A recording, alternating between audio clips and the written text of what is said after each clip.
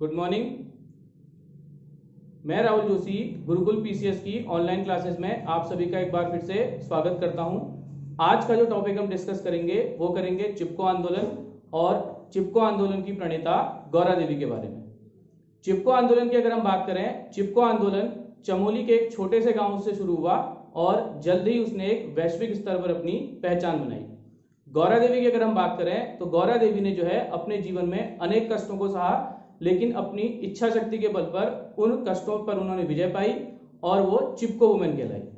गौरा देवी जो है बहुत अधिक पढ़ी लिखी नहीं थी, लेकिन उनकी जो पर्यावरण समझ थी वो हमसे और हमारी वर्तमान सरकारों से बहुत ज्यादा अधिक थी। गौरा देवी ने बहुत बड़े बड़े पर्यावरण सम्मेलन अटेंड नहीं किए थे, नहीं गौरा देवी ने कोई ज्यादा बाहर की दुनिया देखी थी, लेकिन गौरा देवी की जो पर्यावरण की समझ थी वो हमसे और हमारी सरकारों से कहीं ज्यादा अधिक थी। वर्तमान सरकारें जो हैं वो विकास के नाम पर आजकल पर्यावरण का विनाश करने में तुली हैं। अमेरिका जैसी विश्व की महाशक्ति पेरिस जलवायु समझौते से आसानी से अलग हो जाता है। तो आज जो चिपको आंदोलन को हम डिस्कस करेंगे वो 5 पार्ट में डिस्कस करेंगे, 4 पार्ट में डिस्कस करेंगे।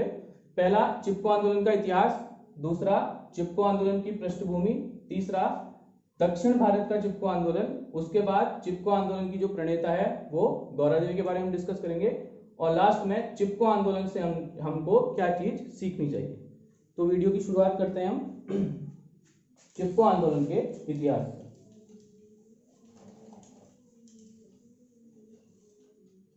चिपको आंदोलन जो है परोक्ष रूप से 1731 से शुरू होता है। 1731 से शुरू होता है।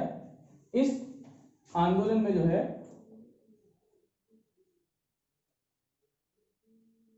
जोधपुर के महाराज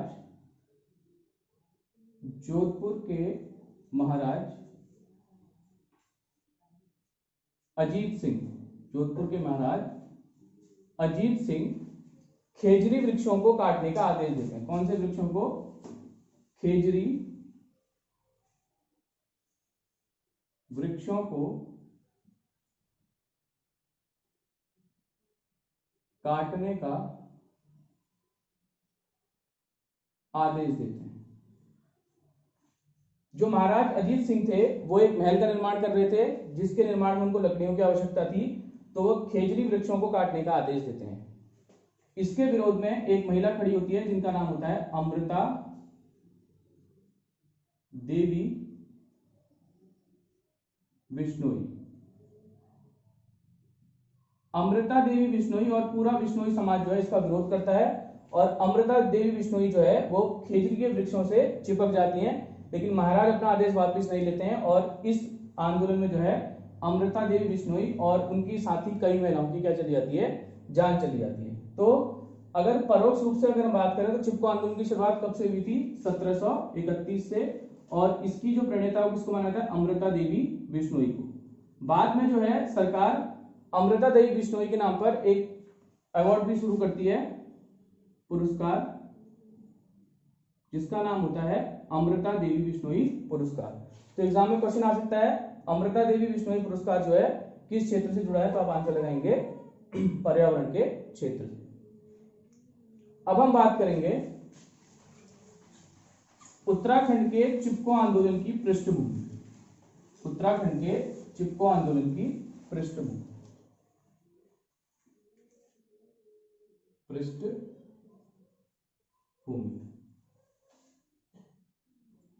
उत्तराखंड के जो सीमांत जिले थे वहां पर लोगों की आजीविका के दो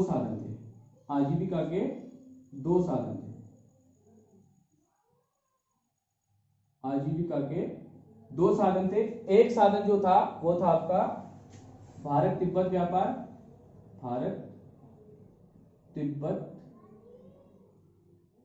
व्यापार, और दूसरा जो आपका साधन था वो था आपके वन, और ज्यादातर आजीविका का स्रोत उनका क्या था? वन था।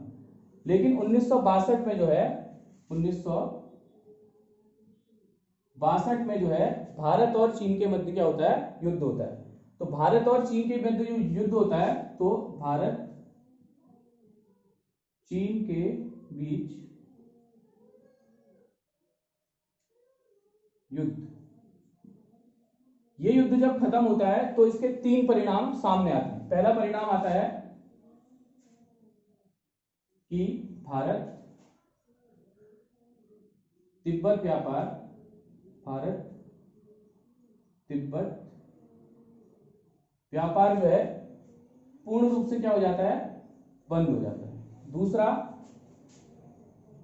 जो सीमांत इलाकों के नागरिक होते हैं वो पूर्ण रूप से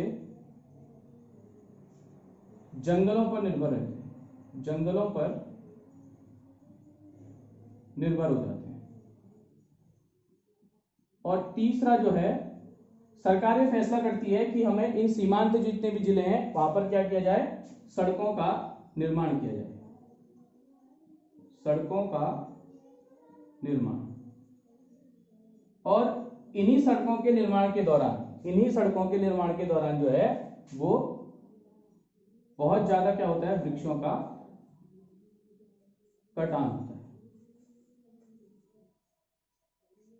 तो भारत चीन युद्ध के आपके इसके बाद 3 परिणाम हमको देखने को मिलते हैं। इसके बाद उत्तराखंड में जो है एक वृक्ष बहुत फेमस था, उसका नाम था अंगू का वृक्ष। नाम उसका था अंगू का वृक्ष। अंगू का वृक्ष, अंगू का जो वृक्ष था इससे आपके क्रिकेट के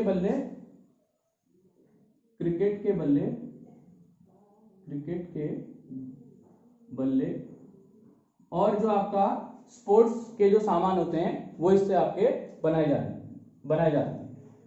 अब इन अंगू के वृक्षों पर जो है वो ठेकेदारों की नजर पड़ी,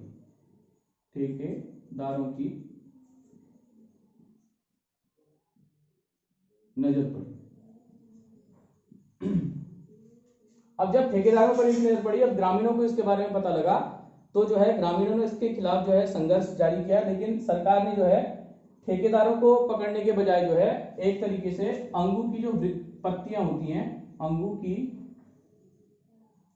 की पत्तियों के एकत्रण पर भी रोक लगा दी।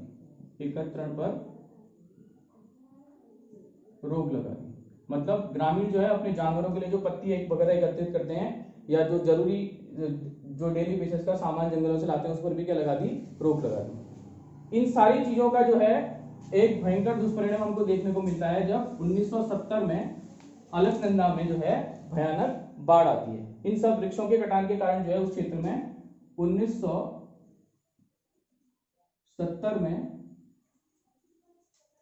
अलकनंदा में बाढ़ आती है,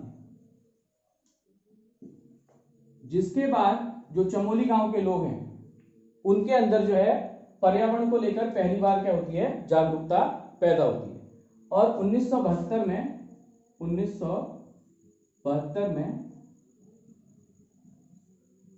गौरा देवी को महिला मंगल दल का अध्यक्ष बनाया जाता है। महिला मंगल दल का अध्यक्ष बनाया जाता है। और ये महिला मंगल दल की जो है गौरा देवी क्या थी, पहली अध्यक्षा थी। तो क्वेश्चन पूछा जा सकता है कि महिला मंगल दल का पहला अध्यक्ष किसको बनाता है, गौरा देवी को। इसके बाद सरकार जो है फिर एक फैसला करती है। सरकार जो है साइमन कंपनी को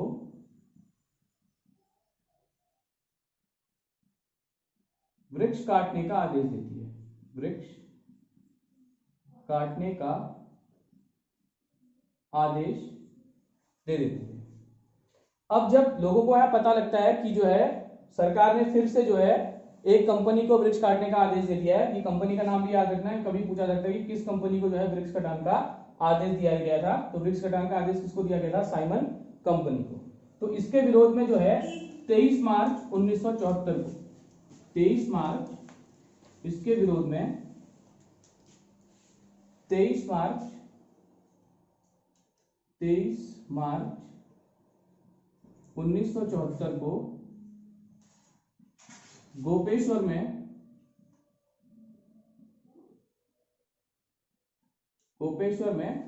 एक रैली का आयोजन किया जाता है। और इस जो रैली है इसकी जो अगुवाई करती है वो कौन करती है? गौरा देवी।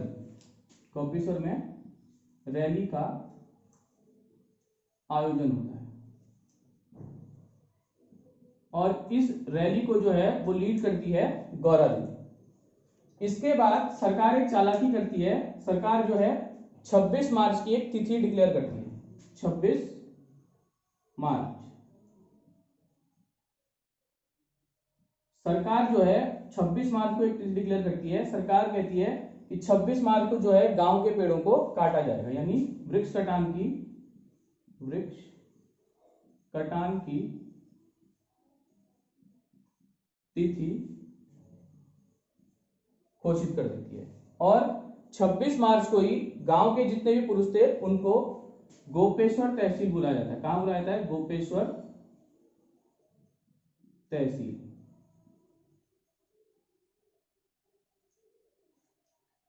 ताकि आसानी से जो है वहां पर को वृक्षों का कटान किया जा सके।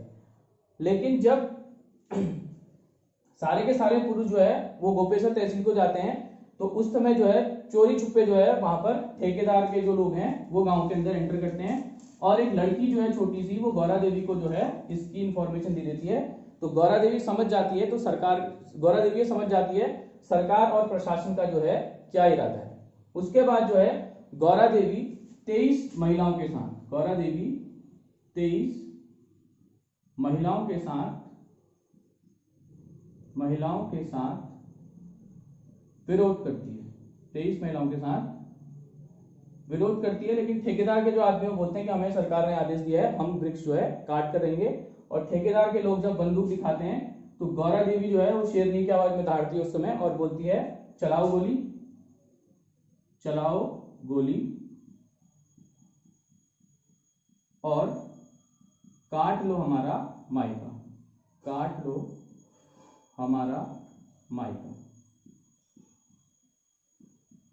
ये प्रश्न पूछा जा सकता है कि ये जो स्टेटमेंट है वो किसका है? तो ये स्टेटमेंट किसका है? गौरा देवी का। उसके बाद जो है ठेकेदार के जो लोग हैं वो डर जाते हैं और गांव छोड़ करके चले जाते हैं और पूरी रात भर जो है पुरुषों के आने तक जो है गौरा देवी जो है वो पूरे एक तरीके से जहां पर वो कटाई करनी थी वहां पर जो है धरना देती है। तो याद रखिएगा 26 मार्च की डेट, ये जो डेट थी आपकी चिपको आंदोलन की शुरू होने की 26 मार्च 1974। तो अगर क्वेश्चन आपसे एग्जाम आता है कि चिपको आंदोलन जो है कब से स्टार्ट हुआ था, तो चिपको आंदोलन कब से स्टार्ट हुआ था? 26 मार्च 1974। और स्टार्ट किसने किया था? गौरा देवी ने। चिपको आंदोलन जब हो जाता है उसके बाद उसकी याद में जो है उसके चिपको आंदोलन के 45 वर्षों के बाद, चिपको आंदोलन के 45 वर्षों के बाद गूगल एक बहुत खूबसूरत डूडल जारी करता है। गूगल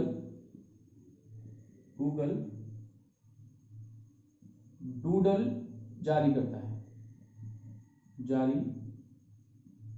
है।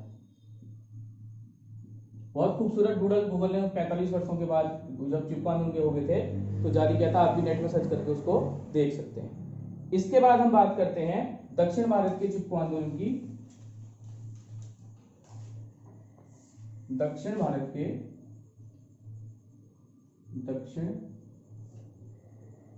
का चिपको आंदोलन।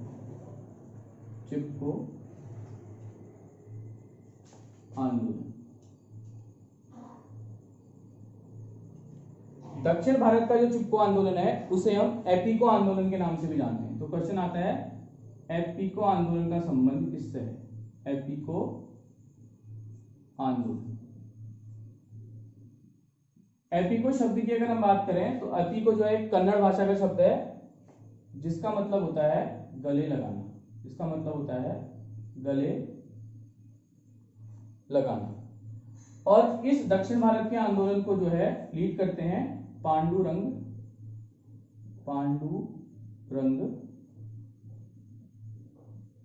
हेगड़े। इस आंदोलन को लीड करते हैं पांडुरंग हेगड़े। और पांडुरंग हेगड़े जो है इस आंदोलन को लीड करते हैं 1983 में कर्नाटक। 1983 में कर्नाटक में। तो ध्यान रखिएगा, कई बार क्वेश्चन आया है कि दक्षिण भारत का चिपको आंदोलन क्या कहलाता है? एपिको आंदोलन। शुरुआत 1983, जगह कर्नाटक, और जो नेता थे कौन थे? पांडुरंग हेगड़े। तो इस प्रकार से जो है ये आपका दक्षिण भारत का चिपको आंदोलन है। उसके बाद हम बात करते हैं गौरा देवी। गौरा देवी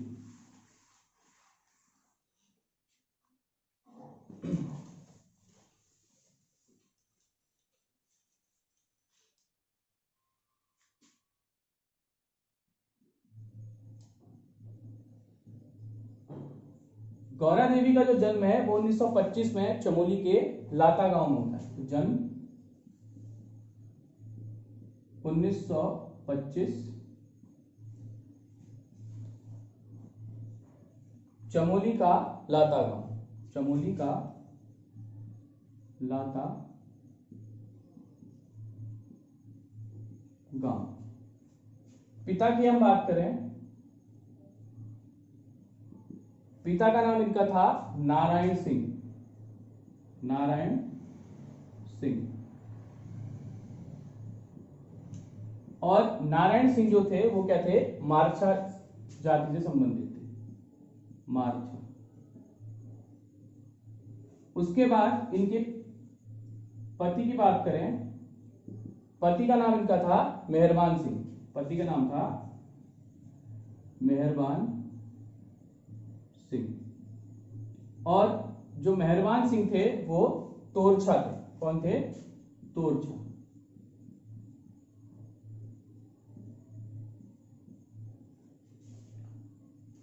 गौरा देवी की जो उपाधि थी, या उपनाम कह सकते हैं, उपाधि,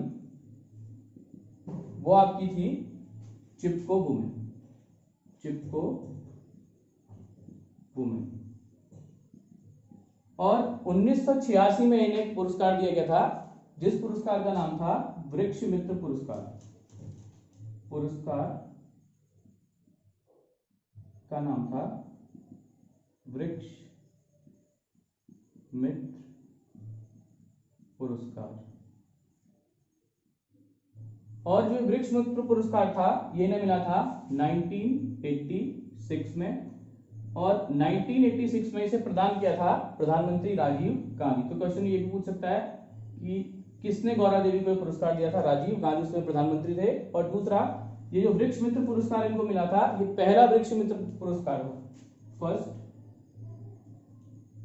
वृक्ष मित्र पुरस्कार इसको दिया था गौरा देवी को। तो इसको आप याद रखिए। मृत्यु की अगर बात करें, गौरा देवी की जो मृत्यु होती है ये 4 जुलाई 1991 को होती है। तो आप जन्म भी याद रखना, मृत्यु भी याद रखना, और ये पूछा जाता है। और जो उनके जो पति थे मेहरबान सिंह, वो जो थे एक किसान थे, और ये कार्य करते थे भेड़ पालन का। इसका कार्य करते थे भेड़ पालन का। चिपको आंदोलन जब समाप्त हो जाता है तो इसके बाद जो है इनके ऊपर, चिपको आंदोलन के ऊपर जो है एक बहुत फेमस राइटर एक बुक लिखती है, वो क्वेश्चन भी आपका एग्जाम में पूछा जा सकता है।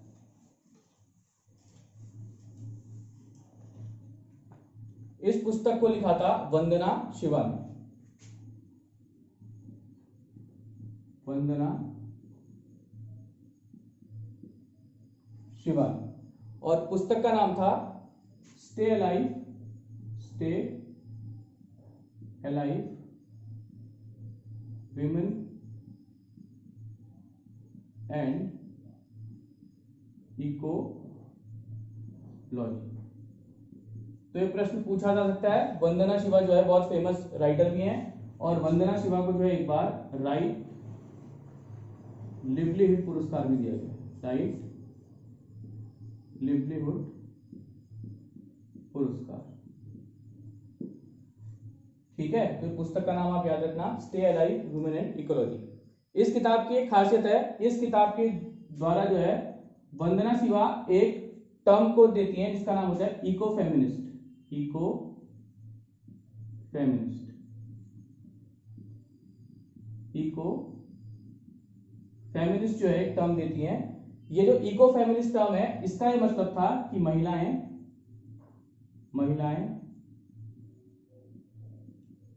जैव संरक्षण में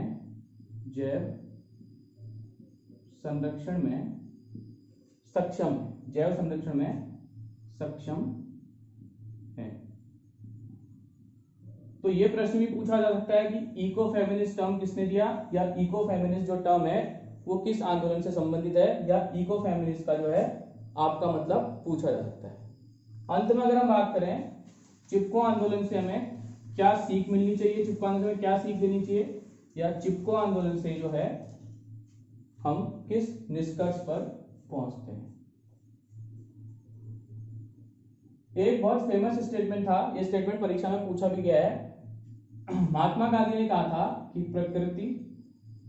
प्रकृति हमारी हर आवश्यकता की पूर्ति कर सकती है, लेकिन हमारे स्वार्थ की पूर्ति नहीं कर सकती। प्रकृति हमारी प्रत्येक आवश्यकता की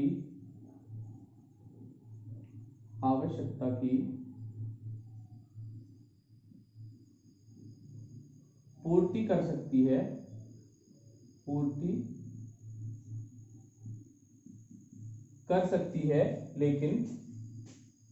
लेकिन हमारे स्वार्थ की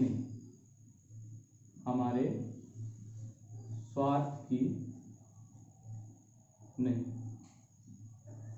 और जो ये स्टेटमेंट है यह आजकल की जो जीवन शैली है या आजकल की जो वर्तमान स्थिति है उस पर बिल्कुल फिट बैठता है। अगर आप देखोगे हमने प्रकृति का जितना ज्यादा नुकसान करते हैं, प्रकृति जो है उसको खुद ही बैलेंस कर देती है। प्रकृति एक सबसे बड़ी खासियत होती है कि प्रकृति जो है बैलेंस करना जानती है। आप चाहे केदारनाथ आपदा को देखो, चाहे उत्तराखंड में जो डैम निर्माण के बाद जो है लगातार बादलों का फटना देखो, तो आप प्रकृति के साथ छेड़छाड़ करोगे तो प्रकृति अपने को खुद ब खुद बैलेंस भी करना जानती है।